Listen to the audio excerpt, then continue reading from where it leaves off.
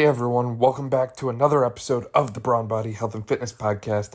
I'm your host, Dan Brawn, and I'm so glad that you're joining us today.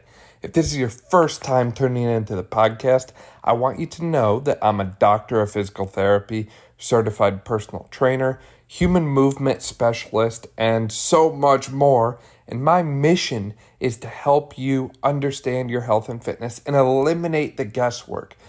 The human body does not come with a owner's manual. However, I want you to be able to take charge of your health and fitness and learn and understand what is best for you and what you can do to help yourself achieve all of your goals in life. Today, I'm joined by Ruth Jaane and Dr. Bains to help you understand glute training. So specifically the glute anatomy, what it takes to build and sculpt and shape your butt. Before we get to this amazing podcast episode, here's a quick word from some of our sponsors. This episode is brought to you by CTM Band and CTM Recovery Products.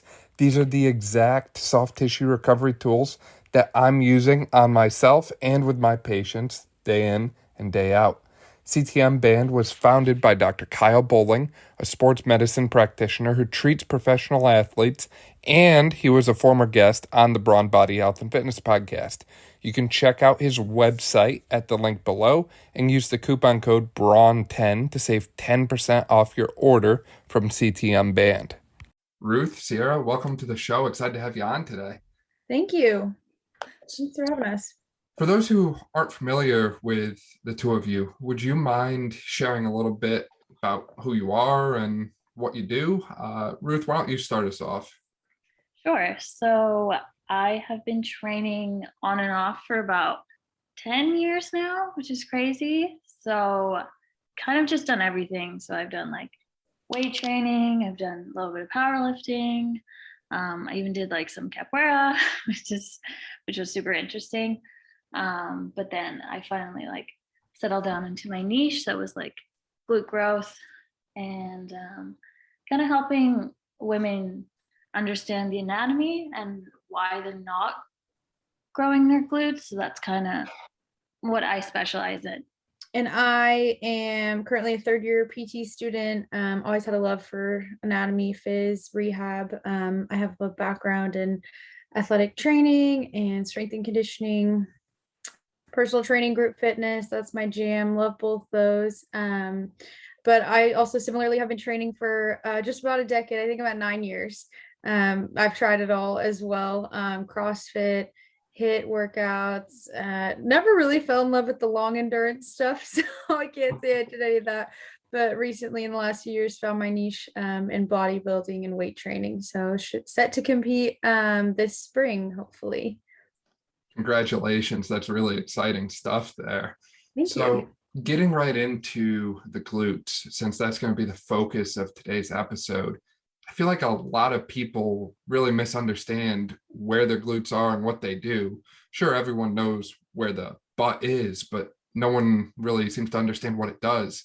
I had someone about a week ago doing prone hamstring curls ask me why they weren't feeling it in the glutes. And I just tried to simplify to them why the glutes are at the hip and bending the knee doesn't actually work them.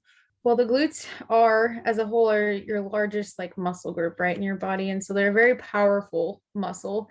They can produce a lot of force. But at the hip, they help you extend your hip. So, bringing your leg back. They can also, other parts of the glute, people think glute and they think it's one muscle. And there's really 3 muscles that are a part of it. You have the glute max, kind of the big guy when people think about the butt.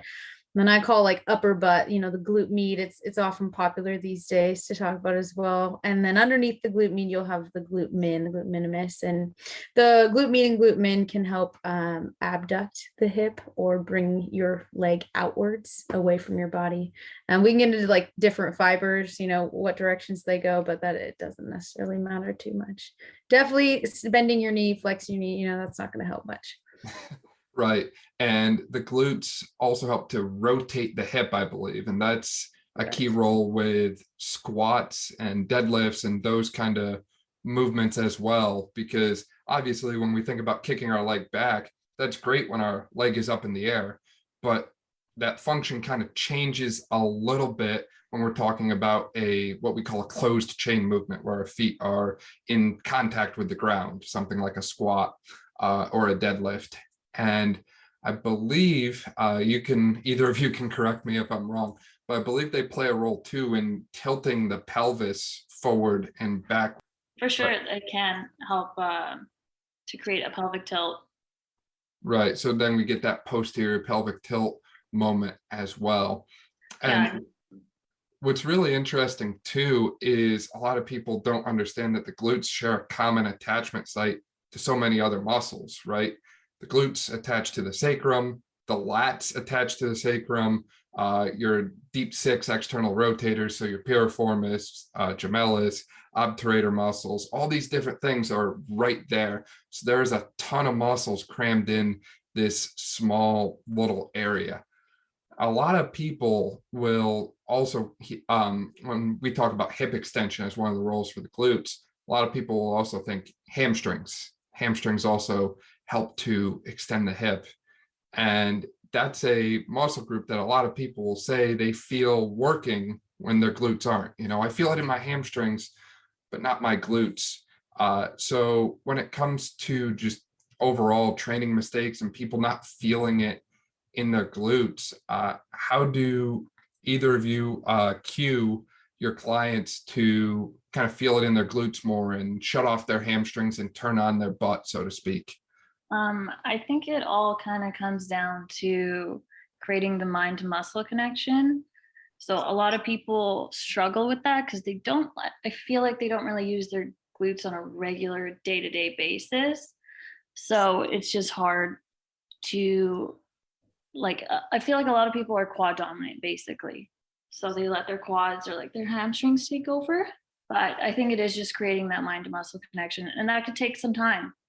You could do like the banded workouts. I find those are super helpful to help people create that connection, because then it'll kind of warm up the glutes so that you kind of already created that slight connection with them before your workout. Yeah, I think I take a very similar approach to Ruth. I tend to, if they're really not feeling it, I just worked with a ton of soccer players over the last several months, and soccer players, runners, endurance athletes tend to be, as I call them, leg dominant. They're quad or hamstring dominant and really have they lack, as she mentioned, that mind muscle connection. So what I tend to do is I'll start with like activation exercises that isolate the glutes in particular. So instead of going right into a compound movement, say I want them to perform a squat or a hip extension, any sort of motion like that, or deadlift, I'm going to start with, just abduction exercises, band work, standing, exercises, balance, those kinds of things that will activate the muscle group before we, translate into the bigger compound movements. You brought up a great point there in that you were working with athletes and you were trying to increase their glute activation instead of their leg drive. Why are the glutes so essential for athletes, and what is the overall, goal of glute training outside of just the aesthetic piece? Right. I think for athletes in particular, I mean, any person really, there's a huge component of stability that is missing that comes from the glutes itself, right? You get more proximal to the hip joint. You're more stable at your leg if you have a better base of support at your glutes. A lot of the athletes I was working with had a lot of knee injuries, just impact that their knees couldn't take with torsion, cutting wrong or getting hit some way. And a lot of that, a lot of the recovery, was based on increasing the strength of their glutes to keep their femur in a good position, make sure that their knees didn't get into those compromised positions, work on single leg stability, right? Most sports are played, you're on one foot at some point, whether you're running or fielding a ball or hitting a ball or something like that. So a lot of them lacks that because, we become very quad and hamstring dominant very quickly, especially anything that involves running, very much so. Right. Is there a certain part of the glutes that you target more when you're training athletes like that? Definitely with activation exercises, I try to bias the glute med a little bit more. I find that that's the hardest for people to quote unquote feel, is just straight up hip abduction itself. So I'll do exercises, we can get into this later, side lying or standing, just to get those fibers turned on, because I find because it is just smaller than the glute max, people have a harder time activating or isolating the glute med itself. Right. Now, both you, Sierra, and Ruth mentioned that people tend to be very quad dominant. Ruth, why do you think that is? Why are people so leg dominant and not hip dominant? Let's take just your general population kind of individual, your student or your 9-to-5 worker. Why are they not really feeling it in their glutes? Well, I personally think you use your quads a bit more. You're bending at your knees more throughout the day instead of like hinging at your hips. You're not really doing a lot of that throughout a day-to-day basis. So there's just more quad work. That's a common mistake I see a lot too, is people don't know how to hinge their hips. You try and teach someone how to do an RDL and they just don't know how to move their hips and not the rest of their body. It's crazy how disconnected from that we've become as a society. And I can't help but wonder if, all this time just being sedentary and sitting down instead of being up and moving and doing things plays a little bit of a role with that as well. On that topic of mistakes people make in glute training, though, I just mentioned that people don't know how to hinge their hips. Do either of you, when we think of mistakes, do either of you like see anything or think of anything that you see people doing and you're just like cringing, like, no, that's not how you do that. That's not why. Have you ever seen someone doing something and you're just like, why are you doing that to train your glutes? Or there's a reason it's not working. I think there's lots of mistakes that people make, but I think the main thing I would say would be, if we're talking exercises, I think RDLs would be one of the like hardest exercises for people to master, because they like to just bend over instead of hinge at the hip, and that just creates a lot of lower back pain, and you're not really pushing your hips back, you're just kind of bending over.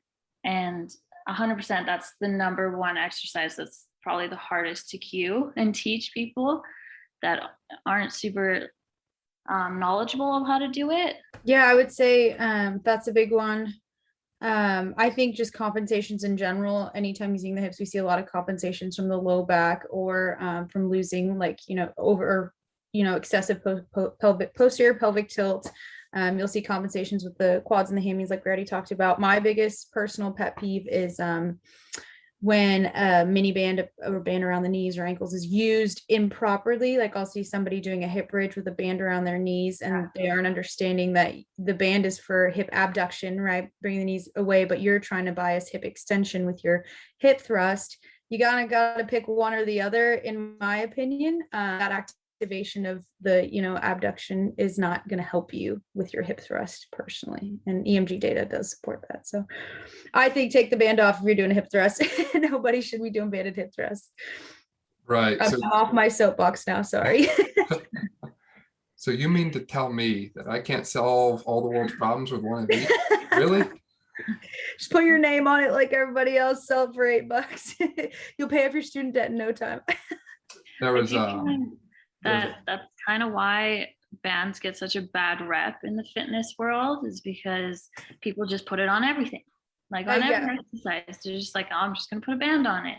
Or you do an entire exercise with bands and you're just like, this is how I grow a muscle. It's like, that's not how it works.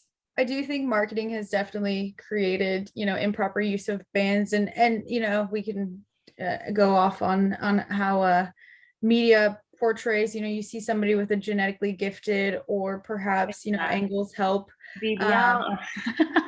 And lighting, and they look a certain way and they want to market their band or whatever, make it look like, oh, all I did was these band exercises, and behind camera, that person's done a lot of strength training, resistance training to get that, or maybe they are genetically gifted, or maybe they just have a fantastic ability to extend their lumbar spine for a good angle. So I do think bands get a bad rap, and I do believe they have a place in a workout. As far as resistance training in particular, I really believe they're helpful at the beginning or the end of a workout. I don't really think they hold a place like in the middle if we're looking for true hypertrophy, and I'm sure you both would agree. Yeah, 100%. Right. So use them as a warm up or an activator or a pre-exhaust, and then later on as like a finisher or something to add volume to your workout.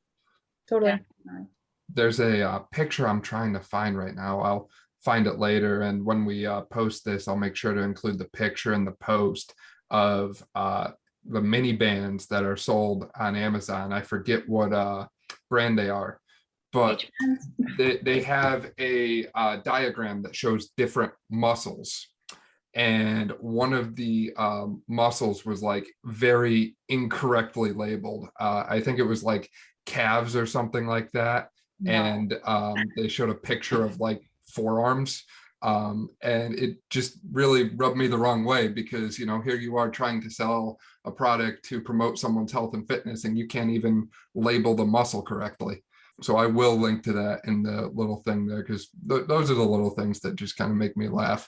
So we talked a little bit about mistakes people make when training. So how should people train their glutes? What exercises should they do? How often? How intense should they go? What should people be doing to build their butt? I definitely think you should be focusing on your compound lifts and kind of perfecting your form first. And then once you kind of, you have a good form, then you can up the weights. And then once you start upping the weights and training a bit harder, then you'll start seeing growth. But definitely compounds are your number one. And then having a unilateral exercise in there as well. And then like a finisher of some sort. But a lot of mistakes that people make is they try to train their glutes, just their glutes, like 3 times a week.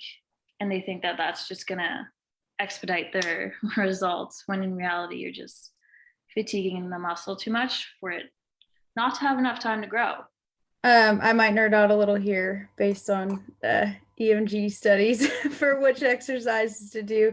I'm pretty passionate about growing the glutes. As a competitor, it's highly valued in the division I'll be competing in all divisions for women. But I've put on quite a bit of tissue, and thankfully a lot of it was in my glutes this year, and a lot of it was thanks to like specific exercises we picked out. But any sort of, and things surprised me with EMG studies, but a few things that surprised me is, we think of the hip thrust. Hip thrust has been for, I think, a decade now, we've accepted, has some of the highest implications for hypertrophy. A back squat is similar. Again, a lot of like the MVIC, the isometric contraction that they can study in EMG studies. But one that was really interesting for the glute max itself was a step up, which I didn't really think of. So if you think of like a weighted dumbbell step up, I didn't do a ton of those previously, but they're super functional, so if you're working with patients or clients, I think they're awesome to include in all training. And then for the glute med in particular, in abduction exercise, that would bias maybe a standing leg or a supportive leg. So if you're in like a side plank, the knee that's down is actually the glute that's going to be activated versus if you have like someone do like a side plank clamshell, the one that's down is the one that's going to be more activated, and it has actually like 103% of that voluntary like isometric contraction, which is crazy because most people think do the clamshell, and in comparison the clamshell only has 77%. So I thought it was really interesting. In so many like rehab and even like prehab settings, they use that clamshell exercise all the time, and it's really not doing what people think it is it? No, I think you're better off doing any sort of like supportive stability exercise, which again translates to more function. I don't know in what setting you would be doing a clamshell other than, paint me like one of your French girls kind of setting. But any sort of standing exercise, have somebody stand up at the wall and just like hold that contraction. You have them push one leg in towards the wall. It's the standing leg that's actually the one that's supportive and has all that activation. Same thing in that side plank position. Anything that incorporates more stability, any of that strict abduction. So it doesn't just have to be a clamshell. I also think a lot of the times with the clamshells, we don't provide enough resistance. You can put a band around you a little bit and that helps, but maybe not enough to target hypertrophy. People, I think what gets lost in translation, especially in an Instagram workout, is activation versus hypertrophy. What are we training for?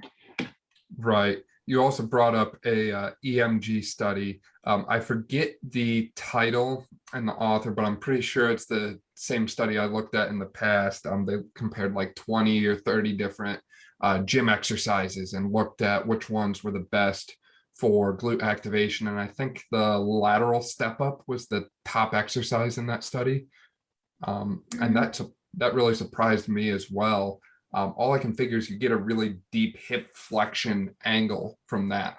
And by doing that, you are maximally stretching the glutes. So then they really have to contract through a full range in order to complete that movement. And I would imagine that higher the box is, the more glute activation you're going to get. And I think another one that made the cut there was the hex bar deadlift, which surprised me. They said that the hex bar deadlift had more EMG activation than the sumo or the conventional deadlift. And I didn't quite grasp why that was, because we often think of the deadlift as such a hip dominant exercise compared to squats. So it's interesting to see those findings. Now, how about from a frequency standpoint? How often should people be training the glutes? Once a week or 5 times a week or every day? Or how often should they be working them? I think it definitely depends on the person. But typically, if you just train really hard, your glutes like once a week, then that's plenty. But if you like really want to maximize your growth, then you can do like a heavy day, and then you can do like a volume day, just so you're giving your body enough time to recover from the heavy load. So maybe two would be my max. Yeah, I agree there. I train mine twice a week. And I think it all comes down to, in any sort of programming, the intensity at which you're training at, which exercises you are doing, which muscles you are prioritizing or biasing. You may be doing different exercises on your 2 different days. I think training intensity is a huge variable, more so than frequency. Personally, I think if you could get away with just training them, once a week, if you're going, all the way up to, but not past, failure. I think we're pretty decently. I don't know if your listeners are super well acquainted with the, not training. Like training to failure, but just shy of it is actually more beneficial for hypertrophy than like actually training to failure. But I think intensity is a little more important than frequency. Frequency and intensity are very powerful tools, as you mentioned. And it's important to remember that they're inversely related, right? If you're training your glutes 4 or 5 times a week, you're not going to get nearly as intensive a workout in as opposed to training them once or twice a week. That recovery piece is huge, and frequency and intensity combine to give you volume. So the more intense the session is, the lower the frequency should be, but overall that correlates with volume, like I mentioned. Do either of you incorporate what we call trigger sessions in? So they're kind of shorter 10 to 20 minute workouts that we designed to kind of isolate a specific muscle group and just kind of keep the blood moving to it and promote function, just to kind of keep things loose and keep the neural connections to the muscle alive and well. I don't use it in my own training, but I use it with patient populations. So, somebody comes in with a specific injury, we're looking to target a specific set of muscles or group of, or muscle in particular, to help as just one piece of their rehab, and you have a short amount of time to do it. So that's where we would incorporate. I use with my athletes circuit training, so I'd pick 3 or 4 exercises that applied to both the function and the activation of whatever I was trying to target, and then just shuffle through those. Not like just 3 sets of 10 of the one exercise, but we did circuit training to help with, kind of the confusion, the carryover, motor learning, all sorts of things. But yeah, I use them with like a patient population. Awesome. How do you progress patients and clients for that matter? Do you progress those trigger sessions at all, or how should people who are at the gym working out progress their workouts? Should they just add more weight, or should they change the speed of their reps? What should people do to make exercises easier or harder? Well, I think you should always incorporate progressive overload in your program. So that could be increasing weight, that could be increasing sets, reps, changing the tempo. You can do so many things without actually changing the exercise itself. So I 100% agree with what Ruth just said about not needing to change the exercise itself. I've been doing the same training for almost a full year, same exercises all year long, and I've seen massive growth just by using the principles of progressive overload. I think we use the phrase progressive overload quite a bit as fitness and healthcare professionals. But a nice like concrete rule that I'd come across, I think in my CSCS, was you do like if you can do 2 reps over, or see this 2 reps over at the same weight for 2 sessions, and that's consistent, then maybe it's time to increase the weight. So it's like valuing both, what you're lifting, how you're lifting it, the number of reps that you're able to get. And I think just the quality of an exercise performance is huge too. If, you can get the bar up, or squat 8 times, but your knees are a little wobbly. Well, let's say I can do the same, weight next week for 7 reps, but I have much better form. That to me is progressive overload. I've gotten better at this exercise. Right. Increasing the quality of the movement, hitting a better depth. Those are very key things. And I think that's important to remember too, when you talk about progressive overload, right? We could shorten the range of motion, like take a squat, for example. We could start squatting to an 18-inch box instead of going down all the way. And we could probably move a lot more weight doing so. But the question then becomes, is that piece of overload worth it, right? Is it really going to benefit us by shortening the overall range of motion and changing the quality of the exercise and increasing the weight? Or would it be better to stick with the full range of motion, keep with a high quality movement, even though it's a little bit less weight for, starting off? That quality piece, as you mentioned, is just so big. So I cannot echo that enough. I'm a huge fan as well of time under tension training. So we do prolonged isometrics or really slow eccentrics. This was something that my early clients got a heavy dose of. They were cursing me out for weeks. We used to do barbell hip thrust iso holds. So we would throw, say, 225 on the bar, and they would hold it for 30 seconds. And then, a few weeks later, it'd be 45 seconds. A few weeks later, it'd be 60 seconds. Just like people hold a plank, we were holding hip thrusts. And you start off in the first 10 to 15 seconds. Wow, they're easy. But before long, your whole legs, everything is shaking. And I kind of like to get that shaking response on an iso hold, because that's what we call neurologic confusion. So that's a point where the Golgi tendon organs and muscle spindles within your muscle are literally fighting over control of your muscles. One is saying, we have too much force here, and the other is saying, no, we're fine, keep going. And that piece is what allows us to overload our muscles from a neurologic perspective. So I've seen great results working with people using those prolonged holds and extreme time under tension training as well. It's not pleasant per se, but boy, does it work. Not so much that long of an iso hold. I'm not gonna lie, that's kind of sounds like hell, but I usually just do either 2 to 5 seconds after each rep if I am incorporating it, and that seems to be plenty. Yeah, I've done similar shorter holds. Again, that hold sounds awful. I think it's important to remember too that, and this is obvious, as we're talking about it, but that there's more than one way to train, for hypertrophy. And I think it's important remembering, like with your clients or your patients, whatever is interesting to them too, is also having that buy-in that, oh, this exercise is fun or I like it. They don't have to like every single thing that you're doing, but there are many ways to, increase activation and increase strength gains across the board. That's why there's so many things out there that are sold for, programming. So, Right. yeah.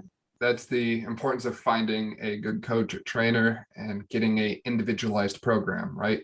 You will waste so much time and so much energy trying to figure out the best program for you if you don't have any experience. And it helps a lot to have someone who's worked with people similar to you, or maybe they themselves were in a spot similar to you, and they can really expedite that process for you because they've known what works, because they've worked with people similar to you in the past.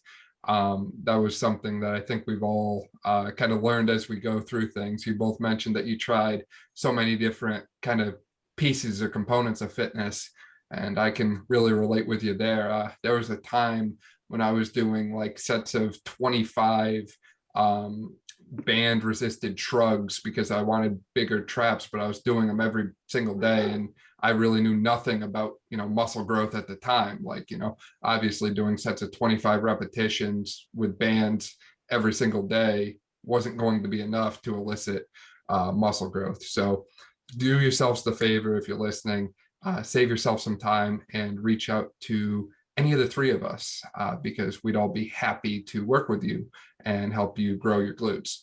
When it comes to putting the pieces together here, what would a typical glute workout or glute focused workout look like for either of you?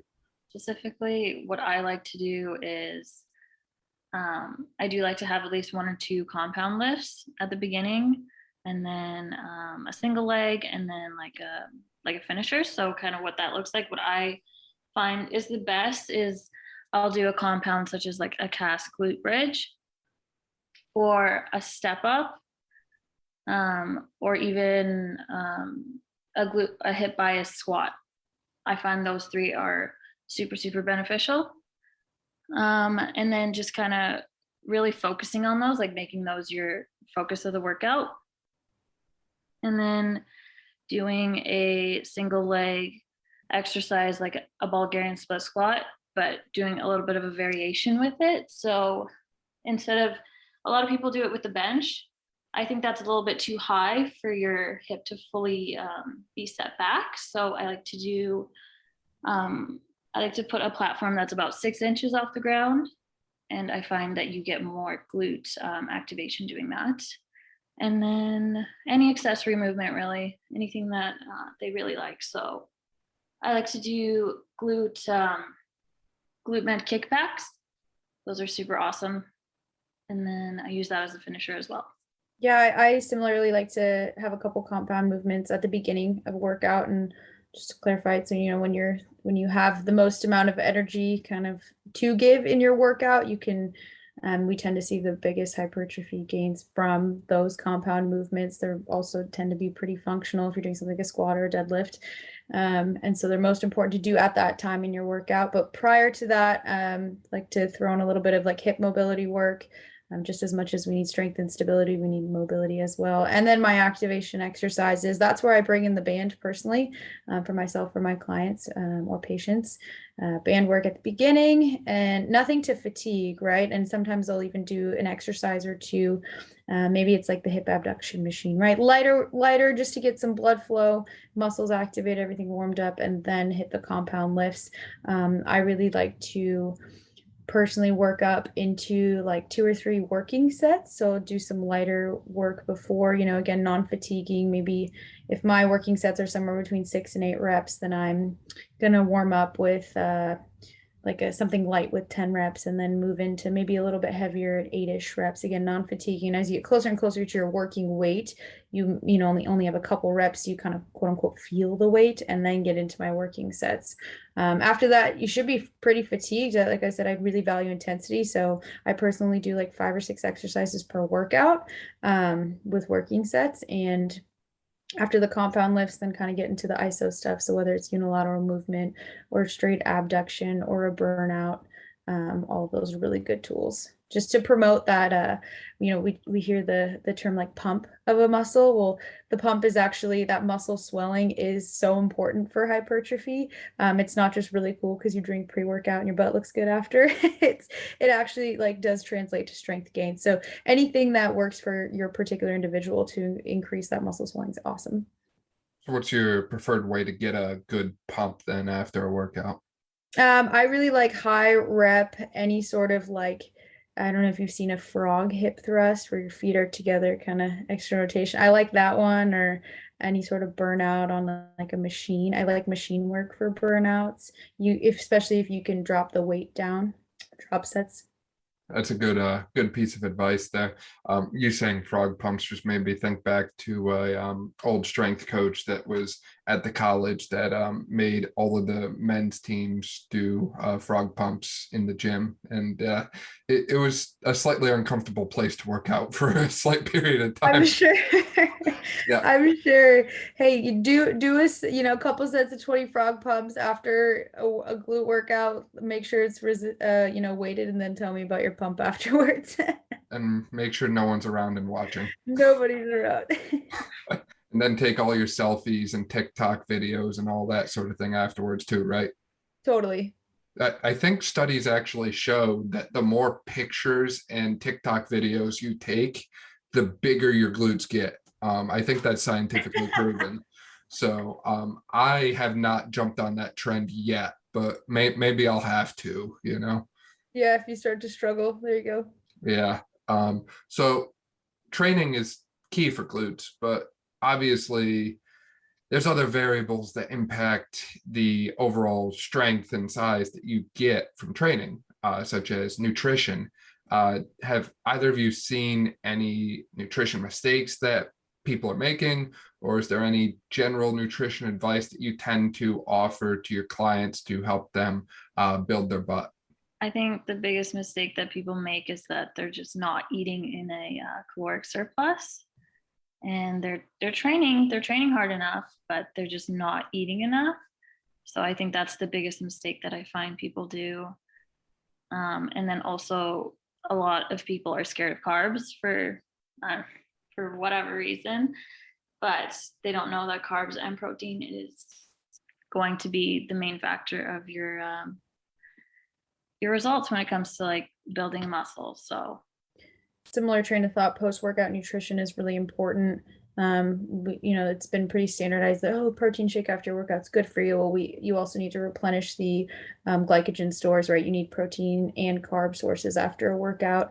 Under eating is a huge thing, especially in women, and it's just a lack of education on how much you're burning throughout your day, then through a workout. And in order, the tone to look, we could talk for 3 hours about nutrition. I'm not a, dietitian, but, as a SPT, we can give, generalized advice and then anecdotally have my own, but, eating in a surplus, finding out what that is, you're going to see huge, not only just gains in like the physical muscle, but your energy is going to be better. So you're going to produce, better workouts. The other thing I think is huge is recovery, overtraining, especially if you are, doing resistance training and then doing a bunch of cardio afterwards, and, maybe taking active rest days. And as much as we want to promote health and wellness, a recovery day, maybe once a week is okay, twice a week, if that works for you, whatever your body needs. Every person is different. What works for me may not work for you, but rest for that muscle group, recovering, sleeping enough is huge. If we all got 7-8 hours of sleep, a lot of our problems would probably dissipate a little. I would have to agree with you there. You mentioned cardio as well. Does cardio build your butt? Like, can people jump on a stair machine for 30, 40 minutes and grow their glutes? Is it that easy? I wouldn't say it grows your glutes. If I think the misconception is that cardio often helps you with fat loss. And so with fat loss, you'll see the definition of muscle better. And maybe then it looks like you got a butt, but it doesn't actually do. If you're, no matter how you're doing it, whether through training or whether through food and nutrition, if you are in a caloric deficit, you're going to be losing fat mass most likely. And so you're going to look better and you will not be putting on muscle mass. It just won't happen. Right. And there are very effective ways to get a cardio intensive workout in while building your butt. Some of my favorite ones from some of the programs we've made include sled pushes, interval work, and heavy kettlebell swings. If you haven't read some of the original kettlebell books that came out of Russia, kettlebells were meant to be heavy. And for some reason, we now use them in lightweight form, and people will swing around like a 15-pound kettlebell in a kettlebell swing. And you look at the motion, right? It's that pelvic tilt, similar to a RDL, hip extension, hip drive. And if we can RDL 200-300 pounds, we should not be swinging a 15-20-pound kettlebell. It's not doing anything for us. So go to the gym, pick a heavy kettlebell and swing it for 10 to 15 reps, and then pair that with a sprint or a sled push or a similar kind of high aerobic demand movement. And you'll be amazed at the cardiovascular benefits you get from that, especially when you put it in a interval format. So either repetitions or time on, time off. And you could also do that with walking lunges. That's one of our other favorite finishers, is the death by walking lunge. And you can make that a drop set very easily. Or you could even, I think it was Ben Greenfield, actually trained for a 5K or 10K or obstacle course race, some kind of endurance event, by doing nothing but walking lunges. Like he was doing 800 meters of walking lunges, then 1200, then 1600. Like it was insane how many of these exercises he was doing, but it worked for him. So just kind of rethink the way you approach cardio. And you don't necessarily have to do that low intensity, steady state stuff. Look at the high intensity stuff, look to incorporate weights in it, and then you can get the benefits of both worlds. Is there anything else that either of you want to share with those listening about glute training and building their butt? I mean, I think we covered a lot of the basics. I think that, all of us go on for hours about building any sort of muscle group, building your butt. I think the point you made earlier about just having a specialized plan that is individual to somebody is huge. There are so many variables in training. What does your day-to-day look like? What are you eating? How are you recovering? What do your training sessions look like? What equipment do you have available? There's so many things that go into your performance and then your results that is more than just, hey, do this exercise because there's 6 slides on Instagram and it says you should. And a lot of us have a lot of valuable information as to how help get there, but ultimately like an individualized approach is going to be the best one. So if people can find that on their own, it's definitely possible. Or if you can connect with somebody that can help you out, that's awesome too. But just say, and anything that we said or anything that anybody else puts out on socials or whatever, it's not all a one size fits all. It's not going to work for everybody. And I think that's important to remember. Yeah, I definitely agree. I find if you are able to find a coach that kind of has similar goals as you and trains similar people with the same kind of goals, then I think you would really benefit and save some time. And then even just if it's like a 12-week program that you're training with this person, you will learn a lot of information. And then from there, you can kind of do your own thing. But I definitely think finding a coach in the beginning will save you a lot of time and money. So Completely agree. And to even bring that point home further, I think, Sierra, you yourself have a coach for competition prep. I do have a coach, and she writes my training programs. And I write other people's training programs, but it's helpful to stay accountable. And she knows what my body needs. I'm almost finished with my physical therapy degree, and I still think it's important that I have a coach. And I think anyone, whatever level you're at, there's always somebody that's going to be doing has a little more expertise than you, is doing more than you. And it's also good to have an objective set of eyes on you. So I am all for having a coach. Completely agree. Well, Ruth, Sierra, thank you so much for your time and for coming on the show today and talking about glute training. Hopefully some of our listeners really took some of the advice that you shared to heart, and they'll probably be reaching out to you on social media or email in the future. So thank you again. Of course. Thanks for having us. Thank you. Thank you both. Thank you for listening to this episode of the Brawn Body Health and Fitness Podcast.